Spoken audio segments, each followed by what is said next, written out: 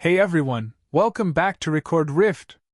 Today, we're diving into one of the most mysterious and thrilling events from the early days of World War II, the Battle of Los Angeles. Was it a real alien invasion? A case of mass hysteria? Or something much simpler? Let's explore this fascinating incident, one that still sparks debates and theories to this day.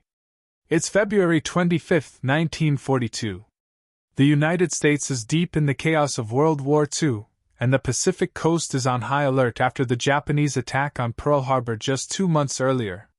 Tensions are high. Los Angeles, one of the largest cities in the country, is bracing for possible attack at any moment. But what happened that night would shock the public, create mass panic, and leave a legacy of mystery that we're still trying to decode today. It's about 2 a.m. when the air raid sirens go off, sending the entire city into a frenzy. People are rushing to shelters, preparing for an air attack. Radar stations are reporting enemy aircraft approaching the coast, and Los Angeles braces for a potential bombing. But what happened next wasn't what anyone expected. Suddenly, the night sky is lit up by searchlights. Anti-aircraft artillery begins to fire into the air, hundreds of rounds fired into the dark sky. Explosions rock the city as tracer rounds streak across the night, and people watch in confusion and fear. But there's a problem. There's nothing in the sky. UFO enthusiasts point to this as one of the first real close encounters with alien life. Was Los Angeles the site of a UFO sighting, and were we under attack by extraterrestrials? But the military had a very different story. In the hours after the battle, the U.S. government quickly concluded that the panic was caused by a false alarm. The military claimed it was a weather balloon or possibly a civilian aircraft, but in the fog of war, no one was really sure. Some even said the lights were just the result of poor visibility caused by the fog. However, even the military's own explanations didn't seem to convince everyone. Why had the anti-aircraft guns fired so many rounds? Why did searchlights track targets if there was nothing there? And why was there so much confusion and hysteria? As soon as the military gave their official statement, the press took over.